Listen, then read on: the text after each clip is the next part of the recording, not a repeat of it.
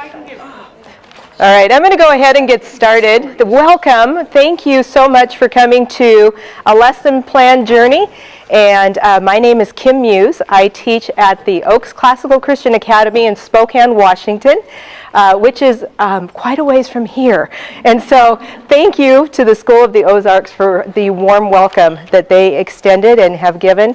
I'm so thankful to be able to know and have worked with them in the past. And it's exciting to be able to come and share with you.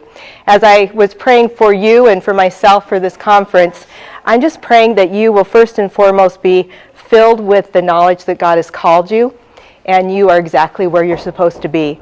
And He has equipped you, and He is sufficient. We are not, but He is. And so with that in mind, I'm looking to you for help, and also just want to encourage you that I'm right where you are. I'm in a second grade classroom this year, teaching 17 wonderful, bright-eyed second graders who want to know where I am today.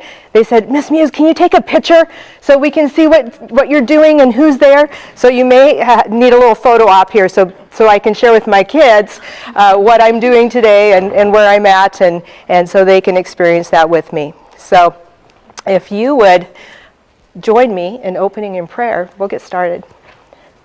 Dear gracious Heavenly Father, thank you for calling us. Lord, you are good. And we are thankful. Lord, help us to know your truth, your goodness, the beauty of your creation. Help us to communicate that to our students. Lord, help us to see the beauty in organization and structure and planning, and ultimately what that's for. Lord, give me words to speak that will encourage, that will help, that will equip us to do this task of rebuilding ruins, Lord. We thank you now for your goodness to us. Thank you for bringing us here this day. May you bless us and bless the work of our hands as we seek to be obedient to you. We thank you for this time. In your precious name, amen. All right. Well, how many of you like to travel? Raise your hand if you like to travel. When you travel, do you start to plan your destination? Do you look forward and think, oh, where would I like to go? And when I get there, what do I want to see? And what are the things that I would like to be able to find out about the location that I'm going to? Well, when we walk into our classrooms, or first, I'm going to back up. Raise your hand if you are a grammar school teacher. Okay. Parent that homeschools. Wonderful. An administrator. Great. How about, who have I missed? PE teacher. Awesome. PE teachers, art teachers, music teachers. Wonderful. Okay. And how many of you, this is your first year, so you're just in your first year? In classical. Okay. In classical first year. How many are in their 10th year? 20th year? Okay, trying to get just a little feel for the audience. This is my 30th year of teaching. It's my 21st year in classical education. I started at a Christian school in Spokane, Washington for 9 years, and then was introduced to classical education by a gentleman who I will always be thankful to, Mr. Tim Ansett. And he is one with Bruce and Susan Williams and two other families, started talking about opening a school. And a classical school, and then invited me to come and be part of that.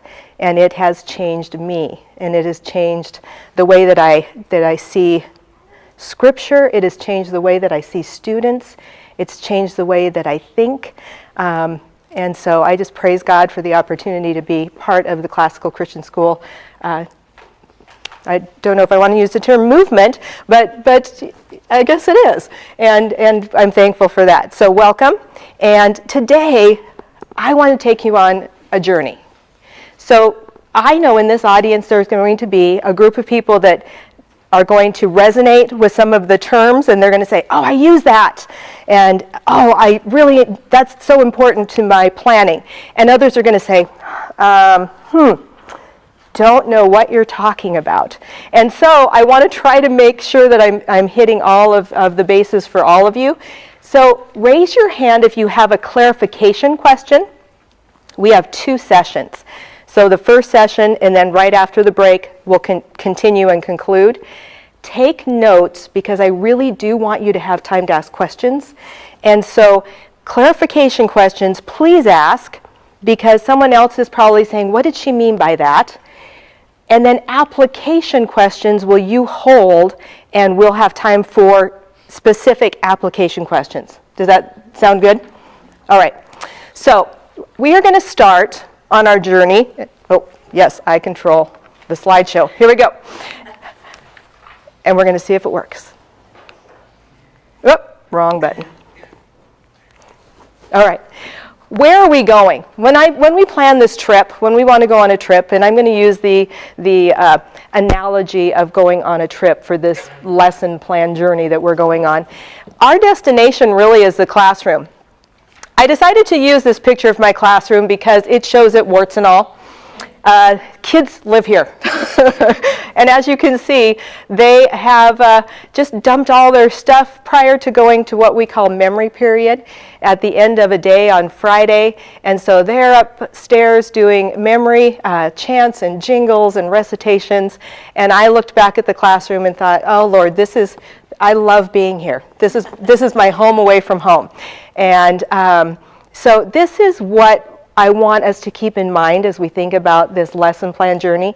We do this because we love these little people that come into our classroom, and we love their parents.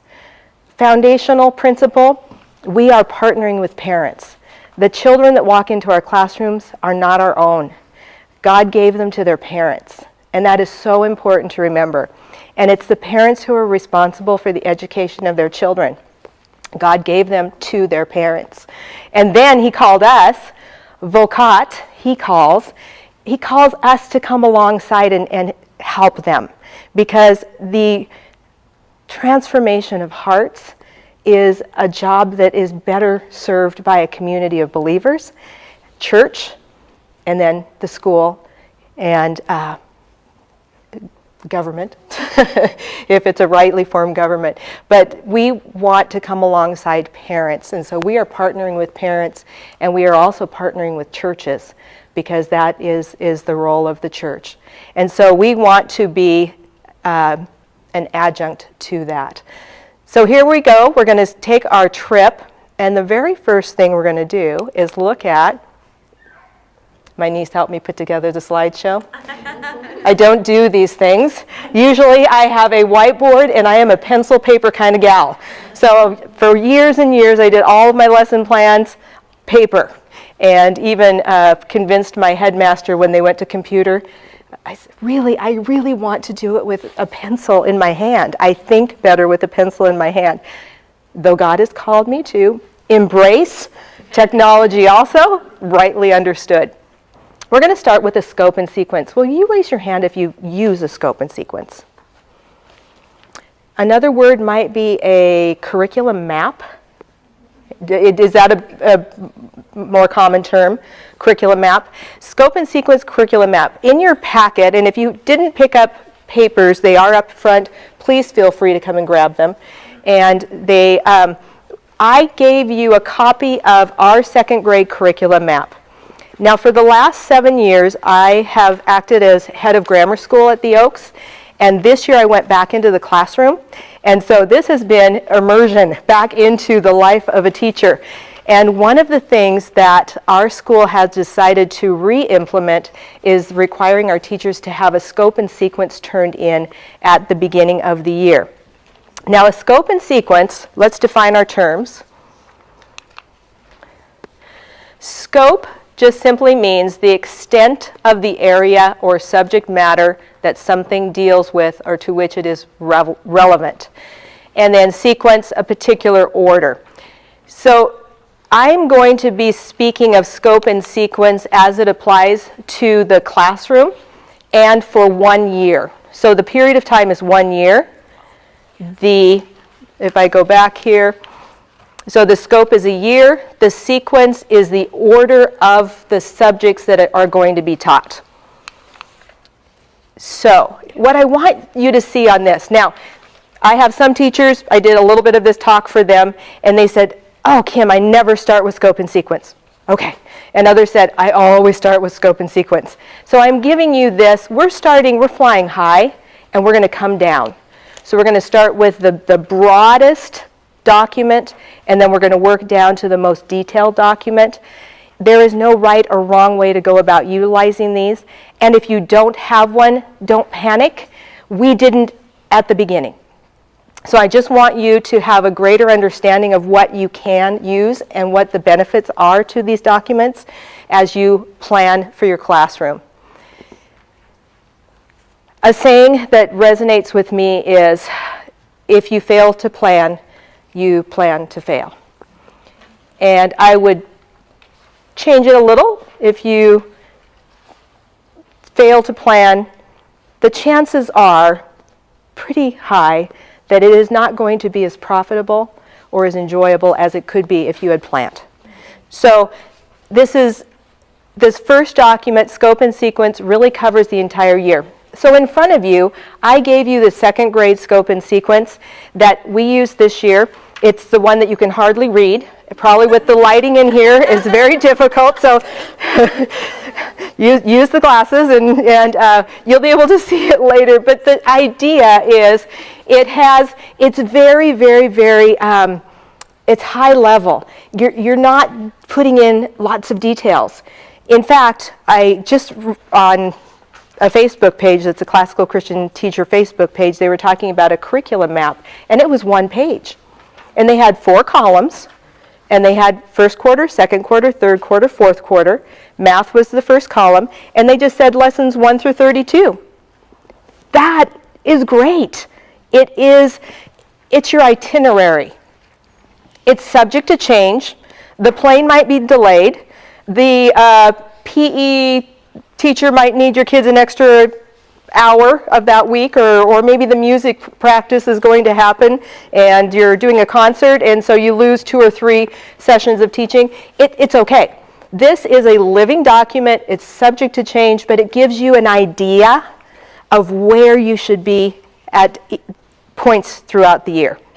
So as we look across the top, and on this one, week 20, week 21, right now, back at the Oaks, we're in week 21. If I look down here to this math section, I believe we are on lesson 75. So, do you see what it says that we're supposed to be on? Okay. Am I panicked? No. Because one of the things that we're team teaching, we have 2 second grade classes. So this is new for us. We're branching into having 2 classes per grade. And the teacher that has taught for 7 years moved into a different position.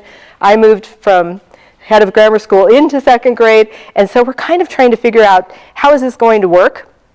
We wanted to be ambitious and say, let's go ahead and try to teach all of of Saxon math the whole year. Let's see if we can do it. It's a good goal. And so I'm not worried about the fact that we're on lesson 75 because I knew we probably wouldn't make it anyway. But without a goal, I could have just stepped into the first week and started just, doing my lesson plans and plodding along. And I could be much further behind right now. Now, caution. This is not the teacher. You're the teacher. You're the one who is in front of your students. You're seeing, are they understanding? Do they understand the concepts? Do they need more practice? This does not take lead. And so this is simply a document that helps you see, how am I doing? Where am I at? Where am I falling behind? Maybe where am I ahead and could slow down and then use a little bit more time to work on some other subject matter. Up here you'll see across the top, now this document, is this the only document to use? No, this is an idea. If you want to try something like this, there's a lot of different ways to put this together. But the basic format is the weeks of your year, the things that are going to be in the weeks of the year that cause 5 days of teaching not to happen, week after next, we're doing conference week. The kids go home Wednesday at 11. They don't come back until the following Monday. And so you're going to need to think about that as you do your planning. And so this is just a really high level. You have your curriculum book. You open up. You say, oh, 125 lessons. I have about 32 weeks. How can I put that in? Reading, you'll see we started Winnie the Pooh 1 week ahead. Woohoo! So that was good. Down here we have, I think we're 2 weeks behind on our history cards. So it's just a really quick reference piece to see where we're at. Are there any questions on that particular document? Okay. But makes sense as far as just very high level. I don't mean high level in the term of complication, but just high as in not a lot of details. Just the basics. Just the facts. All right. Let's move to the, whoops, wrong button. All right, curriculum objectives. How many of you do use curriculum objectives at your school? Okay. We had curriculum objectives that we borrowed from Logos School in Moscow, Idaho. And then when we grew to the point we wanted to go through accreditation, we wrote and reformatted our objectives. And so a curriculum objective, definition, it's just something that one's efforts or actions are intended to attain or accomplish. It's the purpose, the goal, the target. The objective, your teaching objective, is your target. Little side note on that, I have a story. The second grade teacher that taught for the last 7 years, she walks into the classroom, she writes the objective on the board. I highly recommend, tell your students where you're going. Here's what we're going to do today. Here's what you're going to be able to do at the end of this lesson, because they're the ones that you're taking on the trip with you. And so what is it that you want them to be able to do at the end of this lesson? At the end of the lesson today, you're going to round to the hundredths place. And they need to know, oh, okay, we're going to talk about rounding, so I need to be listening for rounding. And then what she would do is draw a target, a bullseye. And at the end, she puts it up on the right-hand side of the board. She gets done at the end of the lesson, and she says, okay, class, what was our objective? We were going to round to the hundredths place. How did we do? Where do you think did we hit it? Is it a bullseye? Are you still a little concerned or confused? Is it outside and she gets feedback from the students as to where they feel they are with the student will be able to. And so a target, a goal, a purpose.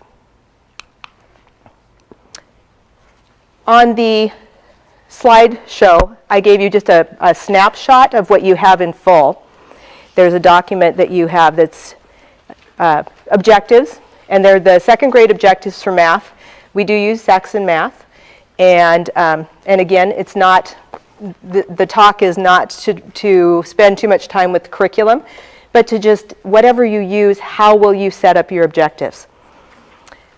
When you pack for a trip, if you are going to take carry-on luggage, how do you think about carry-on luggage versus checked luggage? What's your thought process? Liquids. Being able to pull those liquids out of the bag. Just the essentials. The most important things. The things that you know you're going to need. And then if you are going to take the checked bag, all of a sudden you think, oh, I could put in a couple more shirts, I can put another pair of shoes, so you can put in the extras. Lesson objectives are like packing your carry-on bag. The objectives are the things that you want your students absolutely to have, to know, to understand before they move to the next grade level. So working within a structure, a team structure, talking to that teacher below, teacher above, and your administration, what is it that is essential for our students to have gained and mastered before they move to the next level? Those really should be your objectives. And then, is it okay to have the extras? Absolutely. But it's not okay for the extras to become the predominant objective. So an objective, written objectives, help you really to focus on the most important, so that your target when you walk into the classroom, and we'll talk about how this goes into your lesson plans. So when you start your lesson plans, you want to be able to say, I'm going to go to the next slide.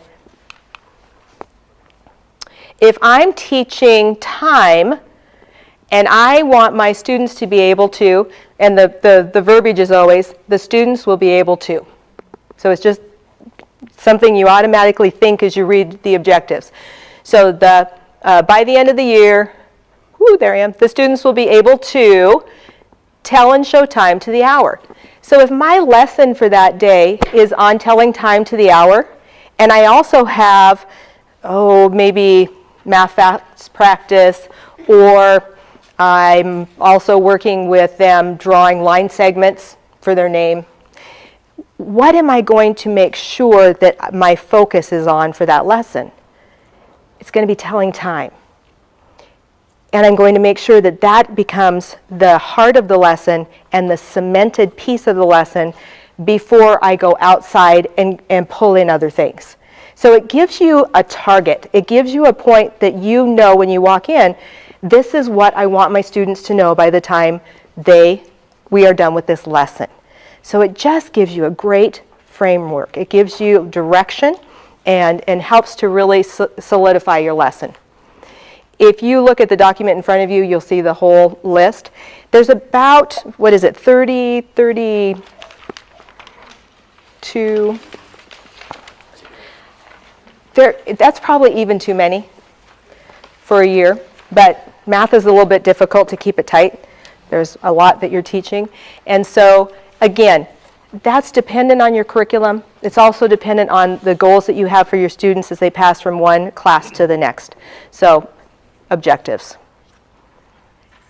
Any questions or clarification on objectives? I'm going to pop back here. I also like to give little nuggets of extra. So let me give you a couple little extras. Right here, 6-inch and 12-inch rulers. 6-inch rulers are awesome. They are perfect for so many things. If you can purchase a set for your class or require the students to bring them in at the beginning of the year, if you are underlining with your phonogram curriculum, if you are doing at the top of the page and you're doing measuring, you're doing line segments, you want them to, 6-inch is really nice for small hands. And you rarely need the 12-inch ruler, but that little 6-inch ruler, it's a great tool. So that's just an extra. All right. Okay. The weekly lesson plan. And I'm going to look at my notes here to make sure I haven't forgotten something.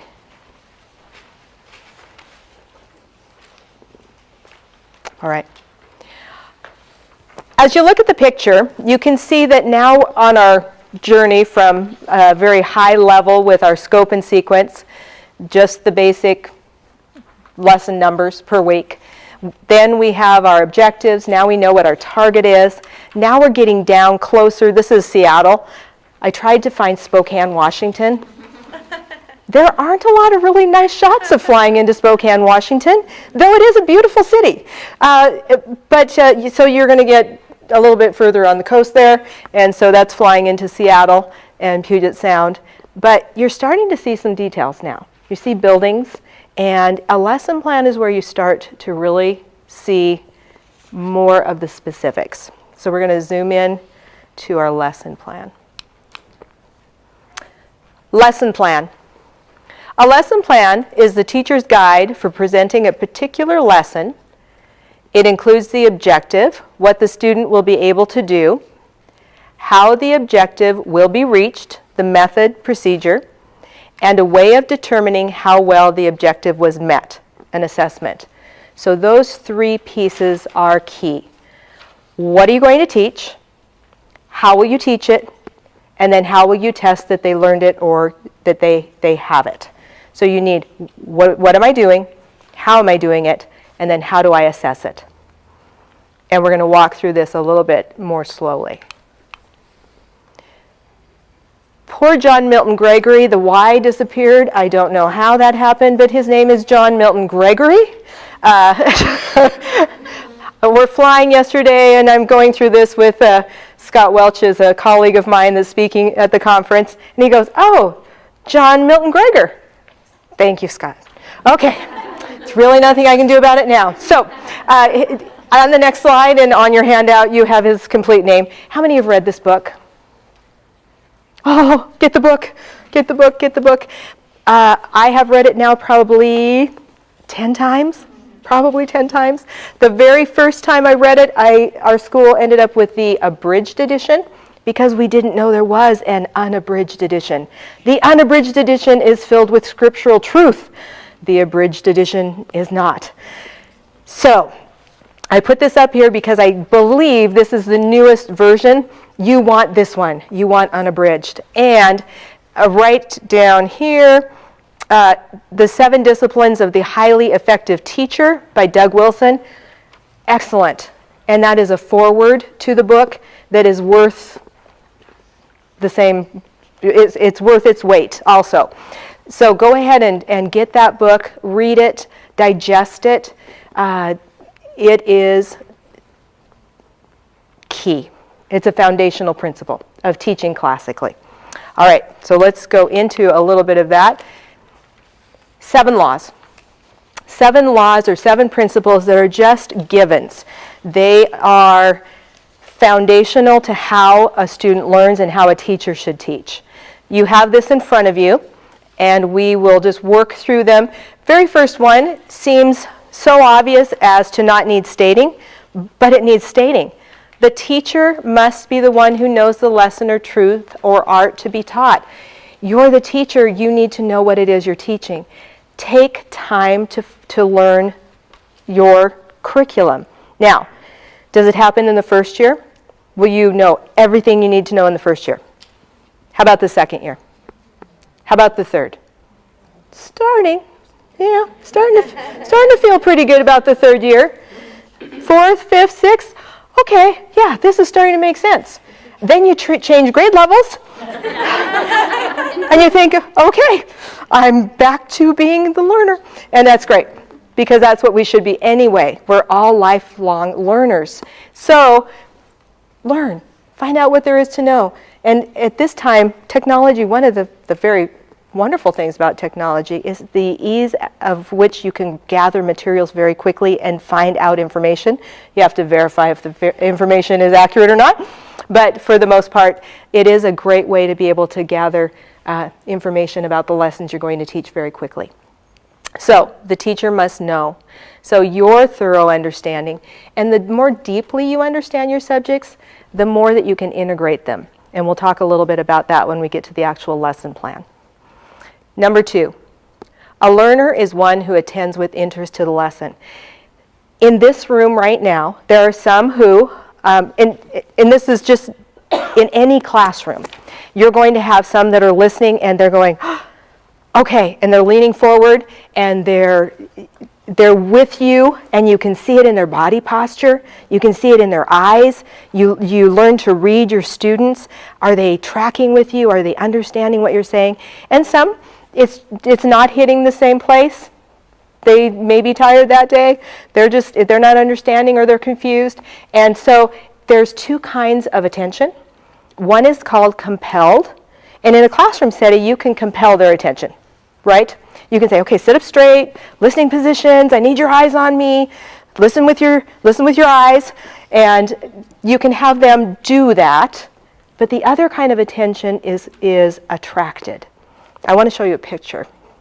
I'm going to go to the next slide. And I hope you can see the facial expressions. We went to the library, and the librarian, we don't have our own library, so we took a field trip. This is a field trip. And they are sitting and listening to a story. that is not compelled. That's attracted. You can tell it by their body posture, by the looks, even, you know, if you look at their mouths, where their eyes are. This little guy, I think, is watching me take a picture. And the other thing here is, this is what our grammar school, our classrooms, our classical classrooms really should look like. And a headmaster that I served under for 17 years, Bruce Williams, he said, you want your rooms to smell like fresh baked bread. When you walk into a house that has fresh baked bread coming out of the oven, what do you feel like when you walk in the door? Oh. Now, if you're gluten-free, I'm sorry. But at the same time, when fresh baked bread draws me in, it's, oh, this is good. This smells good. It smells like home. It's warm. It's comforting. We want our students to go into our classrooms and be in an environment of fresh baked bread. That's what they're experiencing right now. The other side note, story. You will never lose with story. Story, story, story. If you don't know what to do with a lesson, find a story. Kids will follow and be with you. We need to use story more. Okay, going back. Oop, going back. So the learner is the one who attends with interest to the lesson. As you plan your lessons, you need to think, how am I going to get my students to attend? What will it be that will draw them into this lesson? The next one is the law of the language. The reason I asked at the beginning of this session for you to go ahead and ask me for clarification is because if I use a word that you do not understand, we're not sharing a common language. And so to assume when you walk into your classroom that you are using a language that is common both to yourself and to the students is not wise.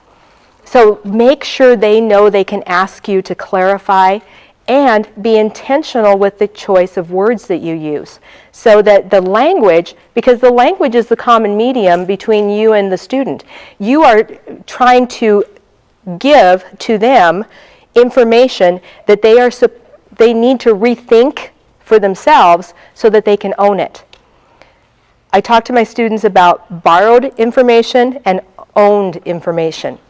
You can give your students information that they're borrowing for a while. They take a test, they do pretty well. A month later, you ask a question and it's not there. Because they only borrowed that information. They held on to it for a little while. Now if they own it, then they have it. They're going to be able to recall it and bring it back. If the language we use is not common, if they're memorizing vocabulary to match to a definition, but they really don't understand what the word means, other than they are really good at memorizing at the grammar stage. One of the things that separates grammar stage from logic rhetoric is their ability to memorize. So when you think about the law of the language, make sure you're taking time to verify that they're understanding you and that they know what you mean. What's the best way to do that? Who can tell me the best way to do that? Have them state that to you. Did you hear? Have them tell it back to you. And the cue for that is to see if they use your exact words, or even better, if they paraphrase it or rephrase it, then you know they're even closer to owning it because they're putting it into their own words. So you want to listen and then clarify, help them to state it clearly, give them a little bit of bump one way or another just to help them to tighten it up, but let them talk. Let grammar school kids converse. They want to anyway. It's part of their frame. So, law of the language, law of the lesson, and we're going to talk more about that, so I'm going to continue to go. Basically, the lesson to be mastered must be explainable in terms of truths already known. You have to start from the known, then move into the unknown. One of the best techniques for this that you can write into your lesson plans is to review yesterday's lesson. What did we talk about yesterday? Can someone tell me what we were talking about when we were talking about Hammurabi? Can you explain how we rounded yesterday when we knocked on the neighbor's door to the right? And then we found out whether it's 0, 1, 2, 3, 4. This hand says stay. 5, 6, 7, 8, 9, up 1. So can you have them tell you back what it was that you learned the day before? Then proceed into the new lesson. Okay. Teaching is arousing and using the pupil's mind to grasp the desired thought or to master the desired art. Rule 5. We want to we want our pupils to be thinking. One thing I'll say is brain on, brain on.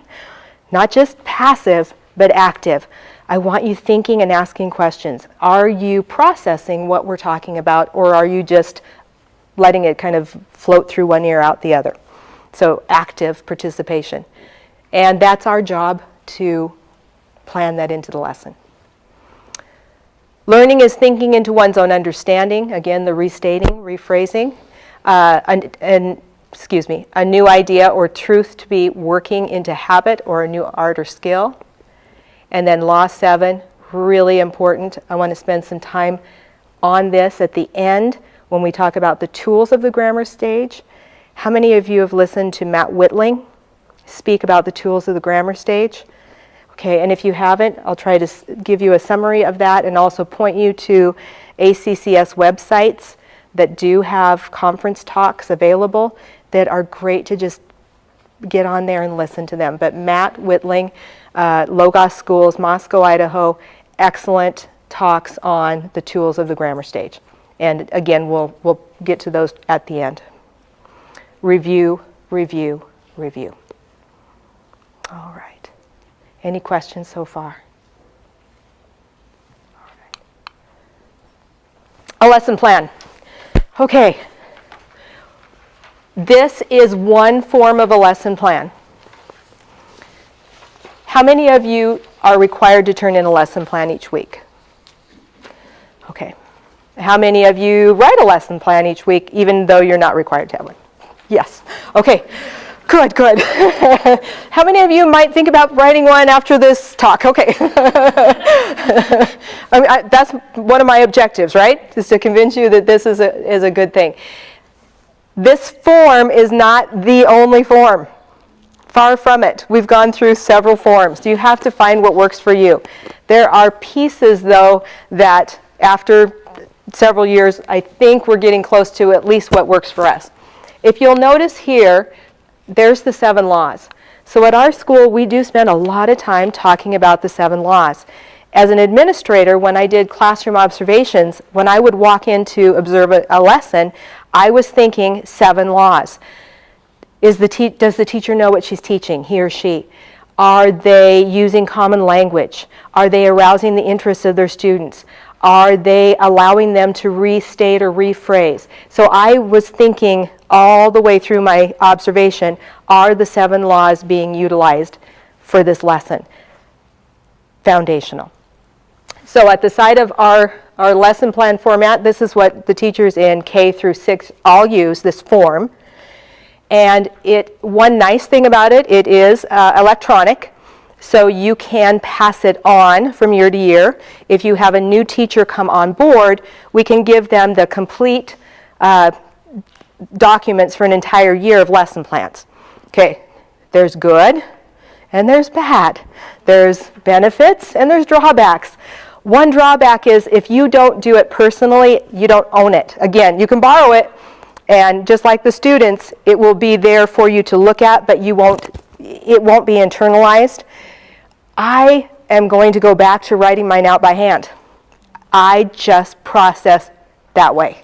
And so this year, wanting to stay, our 2 second grade classrooms, wanting us to stay very tightly connected, because our one group of kids next year will be split again into 2 new 3rd grade classes, wanting to make sure that we are being very intentional about how we're teaching and where we're going to be. We're using very closely organized lesson plans. And so for this year, this works. Next year, I'm just going to go back to doing it the way that for me works, and that's putting it in writing. And then I'll put it on the form. But at least I'll own it at that point. Week 20, that was the week before we went on midwinter break. The way that this is set up, we have the days of the week across the top, so they are in columns. What you're seeing up here at the very top, that is pullouts, I guess is one term. We have teachers that teach these classes, so that's the time during the day that my students leave. They have a music teacher, an art teacher, a PE teacher, and so those are the times I know I will not have my students and that I'll have a little bit of planning time. So as I plan my Monday, you can see Cantabile. Cantabile is our Monday, Friday, all school singing of psalms and hymns, and we meet in the gym, K through 12. It's delightful. It's one of the best ways to start and end a week that I can think of. And so we join together Monday morning, and we're in the gym from 8 to 8:15, and then we go to memory period. Memory period is the grammar school. We get together, and we just do lots of recitation. They get to do their chants and their jingles and their songs, and we do it in a group so that we can keep the continuity. Surely grammar jingles, sometimes those tend to morph and sound a little different from grade to grade. And there's nothing wrong, except if you want to cement them, then keep them consistent, because we want to love our students by being consistent so that we can make those pathways really nice and strong. So using it the same way. We can talk a little bit about memory period later if you'd like to. But the idea is I know what my times are at the top of my columns. Over here, calls home. This is another little bonus. And again, just something that we have found that's been helpful. I want to give those to you. Calling parents for positive reasons. We're asked to call our parents once a quarter for each of our students for something that's positive. Just, hey, guess what? Today at recess, I saw Johnny go over to Seth, and he was all off on his own, and I saw him go over at recess time and invite him to come and play, and you should have seen the smile on the faces. And parents just, you're telling them something about their child, again, their child, that they wouldn't know if you didn't share. And they are so encouraged. And it's also a phone call home that they don't have to go, oh no, the teacher's calling. What did they do? They did something great. And so we keep on our lesson plans just a little documentation. This was the second semester, so the count started over. I was at 2 at that point. Down here, this is the number of graded assignments that I have for the second semester. So there's a lot of things in this lesson plan that are just communication for the administration and for myself. Midterms, we're having conferences 2 weeks from now, and I want to have enough grades in the grade book. So here in my history, I need to get going so that I have a good representation grade for how they're doing in the third quarter. All right, so what were the 3 things that we wanted to make sure we had in a lesson plan? Objective. Procedure. Okay, objective, procedure, and some form of an assessment. Do you think an assessment always has to be written? I hope not. Grammar school, classical Christian education, it should sound different. It should look different. We need to have our students giving us feedback in a lot of different forms. Yes, writing, and yes, singing and chanting and jingles. And, okay, I have 4 minutes. What I'd like to do is let me summarize some of these. When we come back, we can go into depth, and then we'll have question and answer during this second session. It doesn't have to be limited to lesson plans or scope and sequence. I would love to answer questions that you have. So I'll finish lesson plans. I have a couple other little slides here at the end, the weekly letters. I want to talk a little bit more about this, but then half an hour, I hope, of just question and answer time. So if that sounds good, I'm going to give you a break, and then we'll come back, we'll pick up here, and we'll move forward. So thank you very, very much. All right.